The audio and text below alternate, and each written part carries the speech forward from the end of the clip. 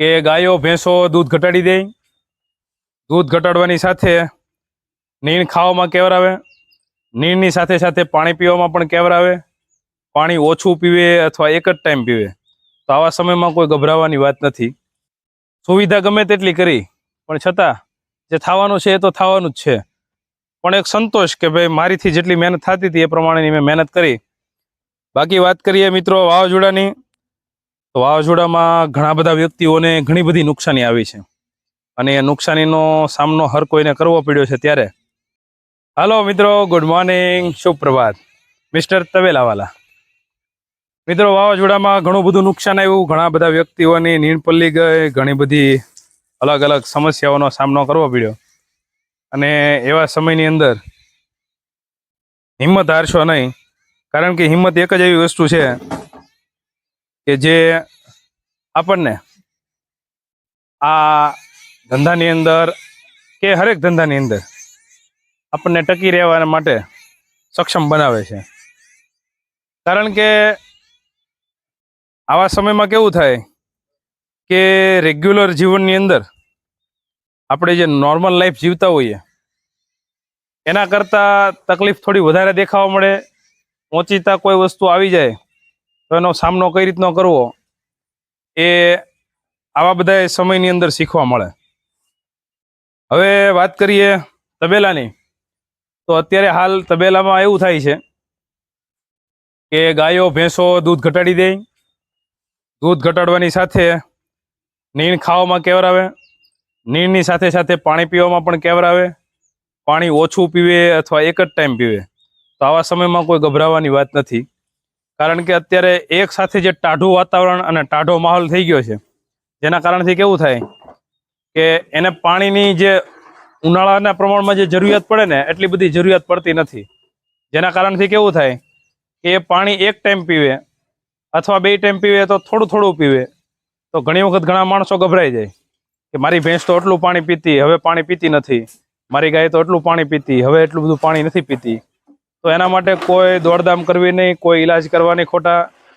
કારણ કે અત્યારે એક સાથે જે માહોલ તમે જોઈ રહ્યા છો કે ભાઈ એક સાથે એટલું બધું ઠંડુ વાતાવરણ થઈ ગયું, તો એ ઠંડા વાતાવરણની અંદર એને પાણીની તરસ ઓછી લાગે, જેના કારણથી માલ પાણી ઓછું પીવે. બીજું એ કે આપ પાછળ જોઈ રહ્યા છો, હવે અમુક અમુક ભેંસોને કેવું થાય કે આ વાતાવરણ હદે નહીં, અથવા તો એક ધારી પછી સૂકી નીણ અથવા તો કોઈ પણ એક નીણ ઉપર આધાર આવી જાય. કારણ કે જો એકને એક નીણ ખાવામાં પછી એને બદહજમીની તકલીફ રહે અથવા પાચન ક્રિયામાં પ્રોબ્લેમ આવી જાય. તો આવી તકલીફમાં એ પોદળાની જગ્યાએ શેરવાનું ચાલુ કરી દે અને ઝાડા જેવું થઈ જાય. મારી પાછળ જુઓ, આ નેપિયર એકદમ મસ્ત શેરડીની જેમ ઊભું હતું અને અત્યારે એ નેપિયર બધું પડી ગયું છે. હવે અહીંયા હલાય એવું નથી, તો અમે પણ 3 ટાઈમ સૂકી નીણ કરીએ છીએ. અને સૂકી નીણની અંદર અમે ઝાડની નીણ કરીએ છીએ, ગૂંધળી પણ કહેવાય એને. આ પણ પલ્લી ગયું છે. ને બની પાછળ જુઓ, સુવિધા ગમે તેટલી કરી પણ છતાં જે થવાનું છે એ તો થવાનું જ છે. પણ એક સંતોષ કે ભાઈ મારીથી જેટલી મહેનત થતી હતી એ પ્રમાણેની મેં મહેનત કરી અને એ મહેનતની અંદર પછી જે કાંઈ રિઝલ્ટ નેગેટિવ આવે એ કિસ્મત સમજીને, જો હજી મેં હાલ વાત કરી છે, બતાવું તમને. જુઓ, આ ઢીલો પોદળો. તો એમાં શું છે કે આ જે ભેંસ છે, હવે આમાં લાઈનમાં જેટલી ભેંસ છે ને એમાં 2 ભેંસોની આરે એવી પ્રોબ્લેમ થઈ કે એને બદહજમી થઈ ગઈ. તો એવા ટાઈમની અંદર દૂધ વધારે કાપે એટલે ઘણી વખત કેવું થાય કે માણસો ગભરાઈ જાય કે હવે એટલું બધું દૂધ કાપવું, એટલું બધું દૂધ ઓછું કરવા મળ્યું, શું થયું છે, આને કાંઈ બીમાર પડી ગઈ છે. પણ આવું ચોમાસાના કારણમાં આવું બનતું જ હોય, એની અંદર કોઈ ગભરાવાની વાત નથી.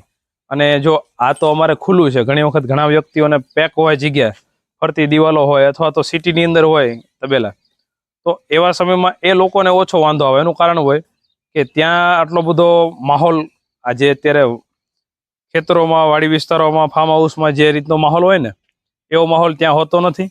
બીજી વસ્તુ એવી હોય કે ત્યાં થોડુંક એ રીતના સ્ટોક કરેલો અથવા તો એ રીતનું અને ખાણ ખોળ દેતા હોય એટલે થોડોક પ્રોબ્લેમ ઓછો આવવાની સંભાવના રહે.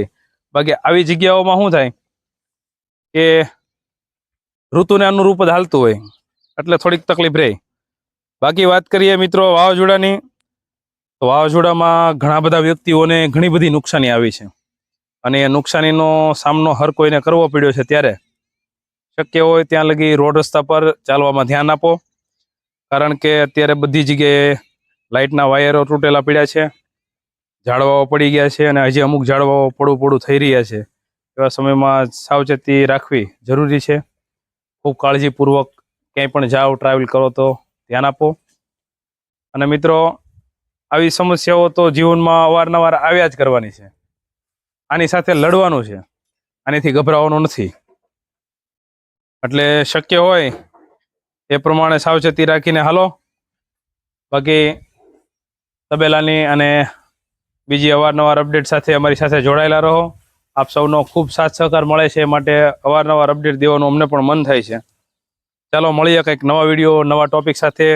ત્યાં સુધી રજા આપો મિસ્ટર તબેલાવાળા. અને હજુ પણ તમે અમારી ચેનલને સબસ્ક્રાઇબ ના કરી હોય તો કરી લેજો, જેથી કરીને અવારનવાર મુલાકાત થતી રહે. બાય.